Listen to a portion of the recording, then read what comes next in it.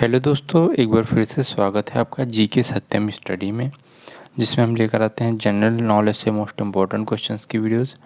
तो आज की इस वीडियो में हम फिर से आपके लिए लेकर आ गए हैं टॉप 20 जीके जीएस प्रश्न, जो सभी आगामी परीक्षाओं के लिए बहुत ही इम्पॉर्टेंट होने वाले हैं। तो चलिए शुरू करते हैं। आज का जो सबसे पहला क्वेश्चन है हमारा, क्या है? दिल्ली स्थित कुतुब मीनार को किसने पूरा किया? ऑप्शन दिए गए हैं। ए शमसुद्दीन अल्तमस, ऑप्शन बी रजिया बेगम, ऑप्शन सी कुतुबुद्दीन ऐबक या ऑप्शन डी मोहम्मद गौरी। तो इसका दोस्तों सही आंसर क्या हो जाएगा? इसका सही आंसर हो जाएगा शमसुद्दीन अल्तमस, यानी ए इसका सही आंसर है, ऑप्शन नंबर ए। दोस्तों, जिस भी प्रश्न का आंसर आपको पता हो आप कमेंट करके ज़रूर बता सकते हैं, और चैनल पर पहली बार आए तो चैनल को सब्सक्राइब ज़रूर कर लें और बेल आइकन को प्रेस कर लें, जिससे सभी वीडियोज़ की नोटिफिकेशन आपको हमेशा मिलती रहेंगी, और अपने दोस्तों के साथ भी शेयर करें। दोस्तों, आज का दूसरा क्वेश्चन है, सिलसिला किससे संबंधित है? सिलसिला किससे संबंधित है? ऑप्शन दिए गए हैं। सिख धर्म से, ऑप्शन बी कबीर पंथ से, ऑप्शन सी इस्लाम धर्म से या ऑप्शन डी सूफी मत से। तो दोस्तों, इसका सही आंसर क्या हो जाएगा? जिसको भी पता हो तो आप कमेंट करते चलें, और वीडियो को एंड में आप ये ज़रूर बताएं कि 20 में से कितने प्रश्न ऐसे थे जो आपको आते थे। तो इसका आंसर हो जाएगा दोस्तों ऑप्शन नंबर डी सूफी मत से। सिलसिला किससे संबंधित है? तो सूफी मत से, ऑप्शन नंबर डी इसका सही आंसर हो जाएगा। अगला प्रश्न है, अश्वघोष किसके दरबार में था? ऑप्शन दिए गए हैं। ए चंद्रगुप्त द्वितीय, option B Kanishka, option C Chandragupta Maurya या हर्ष। तो इसका राइट आंसर क्या हो जाएगा दोस्तों? इसका सही आंसर हो जाएगा ऑप्शन नंबर बी कनिष्क। अगला प्रश्न है, विक्टोरिया जलप्रपात किस नदी से संबंध है? विक्टोरिया जलप्रपात, ऑप्शन क्या दिए गए हैं?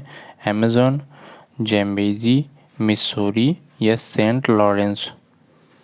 तो दोस्तों, इसका सही आंसर क्या हो जाएगा? इसका सही आंसर हो जाएगा option number B Zambezi, option number 20 का सही आंसर हो जाएगा। अगला प्रश्न है, खासी और गारो जैंतिया की पहाड़ियाँ कहाँ पर स्थित हैं? ऑप्शन दिए गए हैं। ए मेघालय में, नागालैंड में, मिज़ोरम में या मणिपुर में। तो दोस्तों, इसका सही आंसर क्या हो जाएगा? इसका सही आंसर हो जाएगा ऑप्शन नंबर ए मेघालय में। खासी और गारो जैंतिया की पहाड़ियाँ कहाँ पर हैं? तो ये मेघालय में है। अगला प्रश्न है, भारतीय संविधान में भारत को कहा गया है? भारतीय संविधान में भारत को क्या कहा गया है इनमें से? तो दोस्तों, इसका सही आंसर क्या हो जाएगा? इसका सही आंसर हो जाएगा राज्यों का संघ कहा गया है भारतीय संविधान में। तो डी इसका सही आंसर हो जाएगा, ऑप्शन नंबर डी राज्यों का संघ कहा गया है।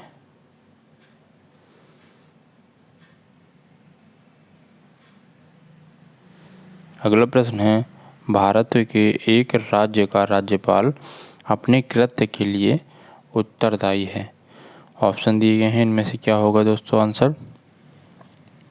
तो इसका आंसर हो जाएगा दोस्तों ऑप्शन नंबर डी राष्ट्रपति को, ऑप्शन डी हो जाएगा इसका आंसर राष्ट्रपति को। अगला प्रश्न है, राज्यसभा किसी धन विधेयक को रोक सकता है तो कितने समय अंतराल के लिए राज्यसभा किसी भी धन विधेयक को रोक सकता है? ऑप्शन दिए गए हैं। 1 महीने तक, ऑप्शन बी 14 दिन, ऑप्शन सी 2 महीने या फिर 6 महीने। तो दोस्तों, इसका राइट आंसर क्या हो जाएगा? इसका आंसर हो जाएगा 14 दिनों तक के लिए रोक सकता है। कितने दिनों के लिए? 14 दिनों के लिए। तो 20 का सही आंसर हो जाएगा। अगला प्रश्न है, भारतीय संविधान में आपातकालीन की अवधारणा किस देश से ली गई है?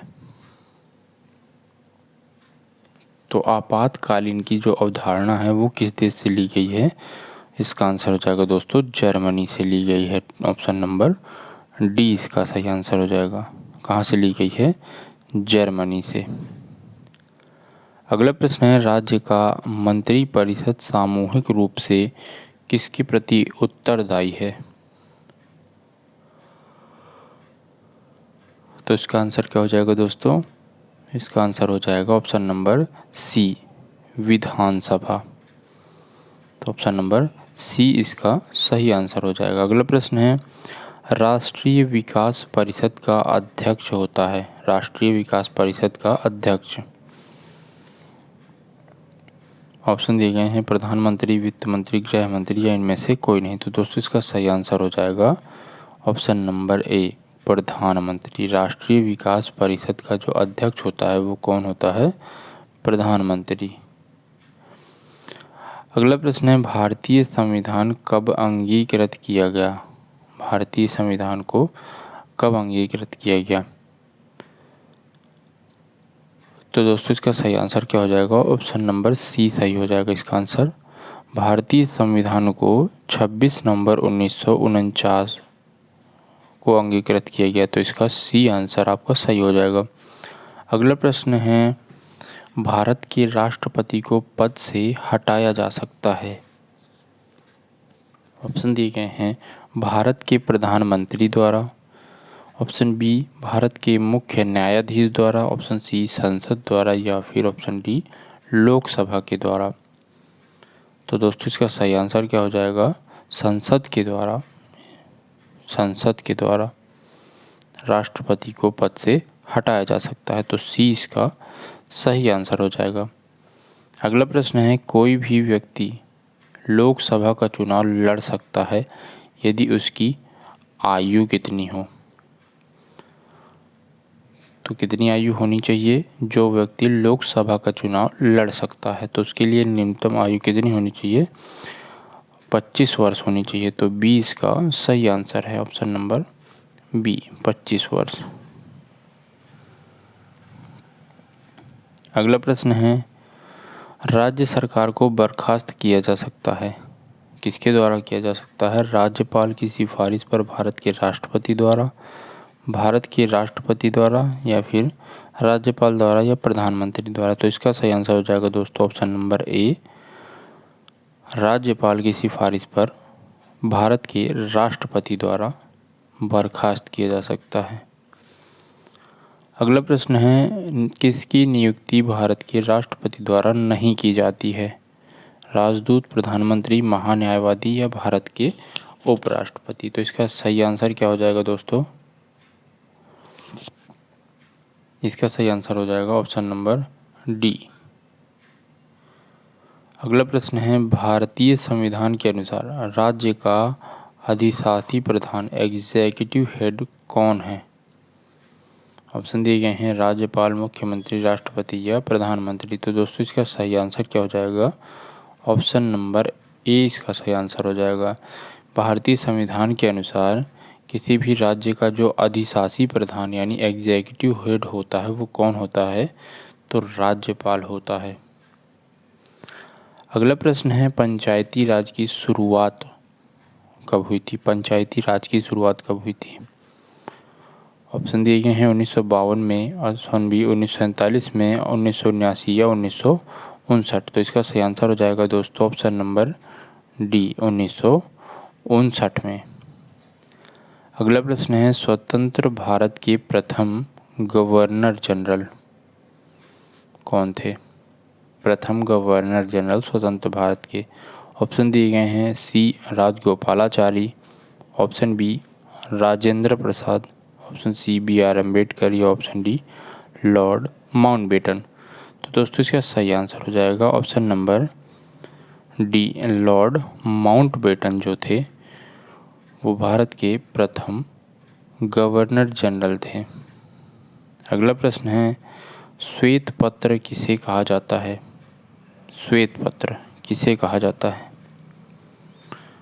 तो दोस्तों इसका सही आंसर क्या होगा? कमेंट करके बताएं। इसका सही आंसर हो जाएगा ऑप्शन नंबर ए, सरकार द्वारा किसी महत्वपूर्ण मुद्दे पर जारी की जाने वाली जो रिपोर्ट होती है उसको हम श्वेत पत्र कहते हैं। और आज का आपका प्रश्न है, अध्यादेश जारी करने का अधिकार संविधान ने दिया है। अध्यादेश जारी करने का अधिकार संविधान ने दिया। इसका आंसर आपको कमेंट करके बताना है कि इसका आंसर क्या होगा, और ये भी साथ के साथ कमेंट करके बताना है कि इन 20 प्रश्नों में से आपके कितने प्रश्न सही हुए हैं और कितने गलत हुए हैं। चैनल पर पहली बार आए हैं तो चैनल को सब्सक्राइब ज़रूर कर लें और ये बेल आइकन को प्रेस ज़रूर कर लें। इससे क्या होगा, आपकी सभी वीडियोज़ की नोटिफिकेशन आपको मिलती रहेंगी। लाइक करें, वीडियो पसंद आई है तो कमेंट करें और अपने दोस्तों के साथ भी शेयर करें। मिलते हैं इससे नेक्स्ट वीडियो में, जुड़े रहिए हमारे साथ। जय हिंद।